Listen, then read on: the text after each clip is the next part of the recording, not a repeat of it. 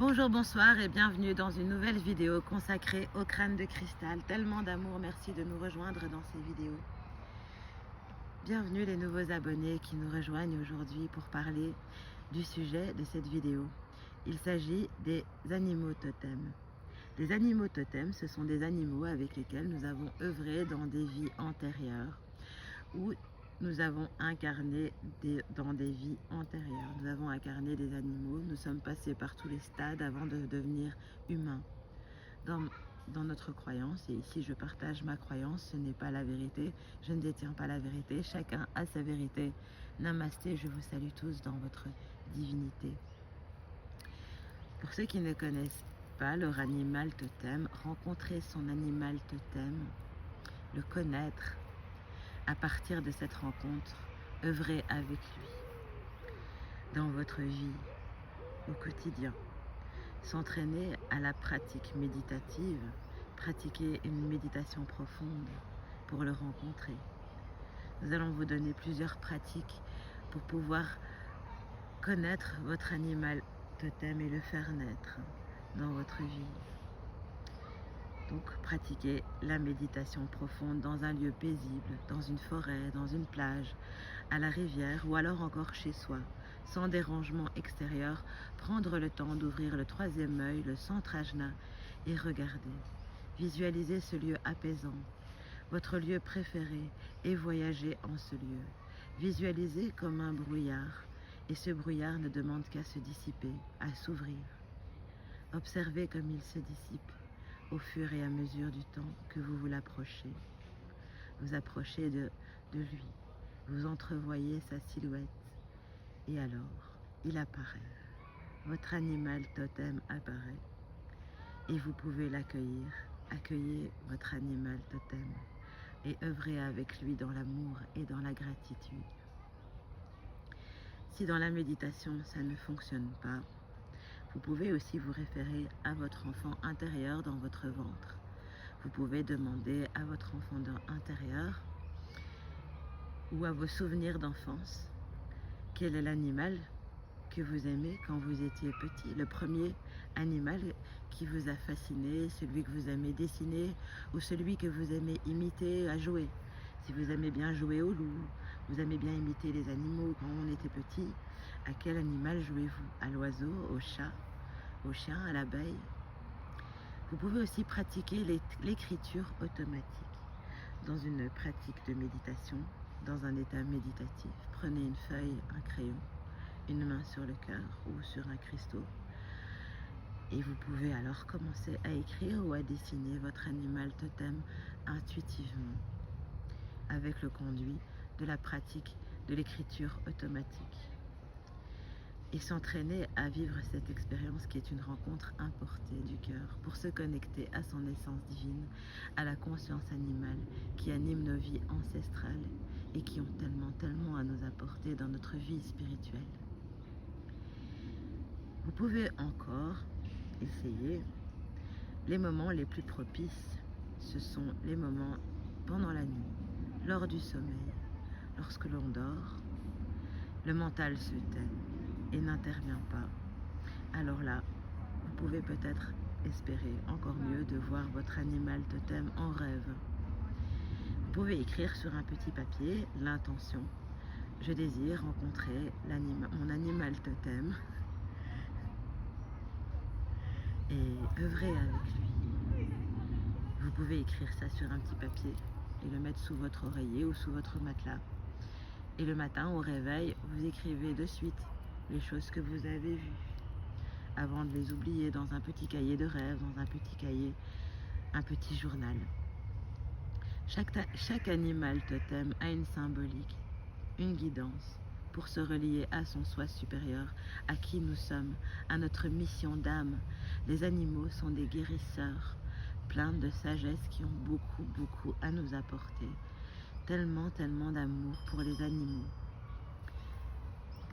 Et bon, je ne connais pas tous les animaux totems par cœur et toute leur symbolique et leur message, alors j'ai dressé pour vous les amis une petite liste d'animaux totems dans lesquels peut-être vous allez vous reconnaître.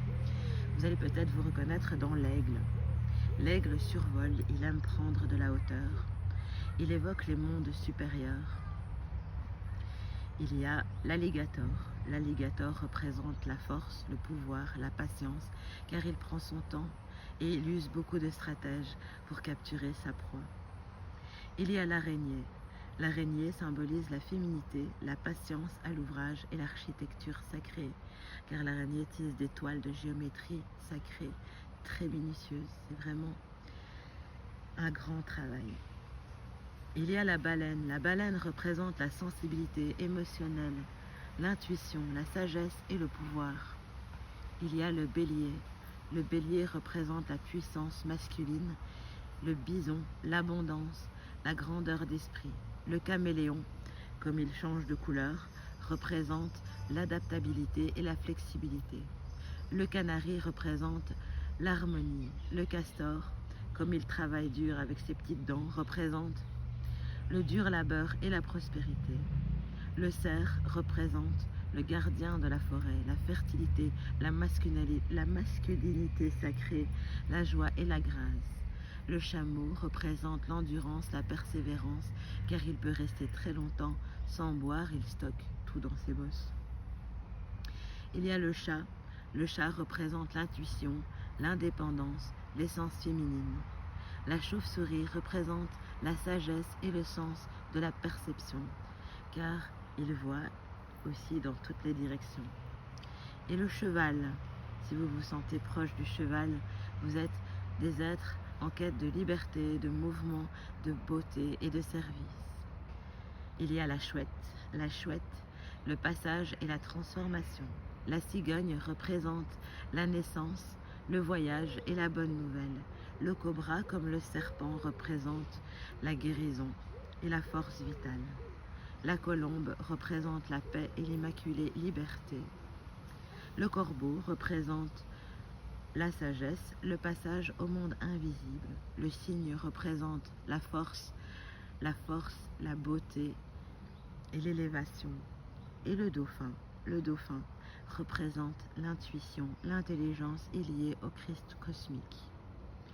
L'éléphant, on dit souvent une mémoire d'éléphant car il représente la mémoire, la patience, le pouvoir supérieur et la mémoire, comme je viens de dire.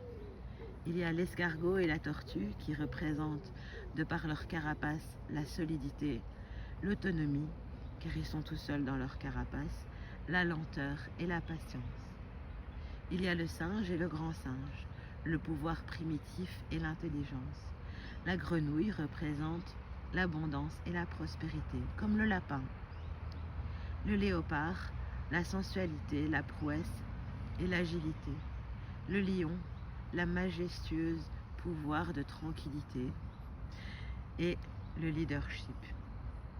Le loup, se sentir proche de l'animal totem, le loup, sens de la communauté, parce que les loups, ils vivent en meute, ils sont en communauté dans la protection, dans la force et dans l'intelligence. La loutre, l'esprit capricieux et ludique. Le merle apporte une bonne nouvelle. L'ours symbolise la terre-mère et la guérison.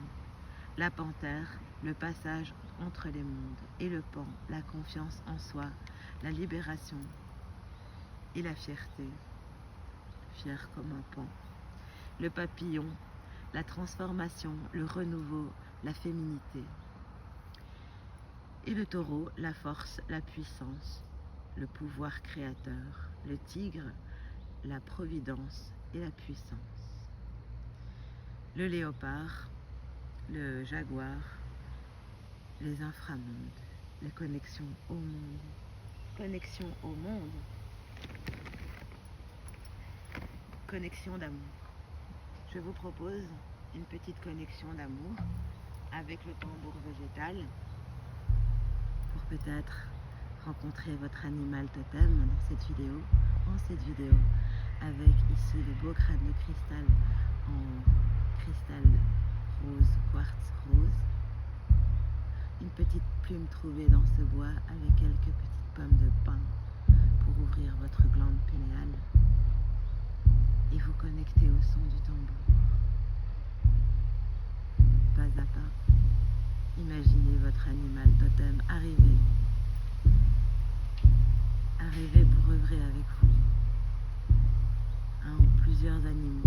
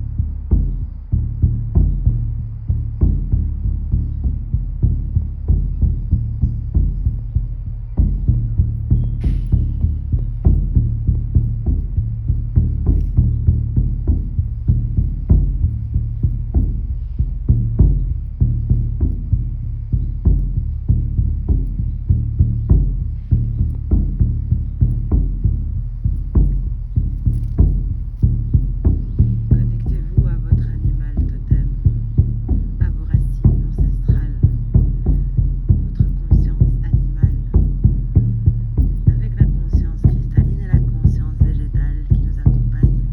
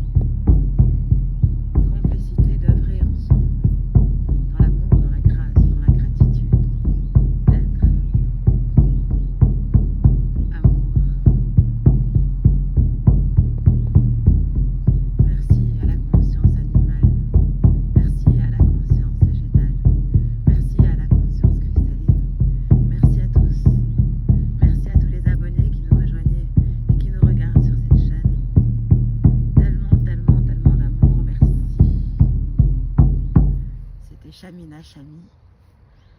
Tellement d'amour, merci. Sachez aussi que vous pouvez rencontrer votre arbre totem de la même manière que vous rencontrerez votre animal totem. Si vous avez aimé cette vidéo, n'hésitez pas à la partager, à la commenter. Si vous avez trouvé votre animal totem, faites-moi un petit commentaire. Et merci, merci, merci à tous.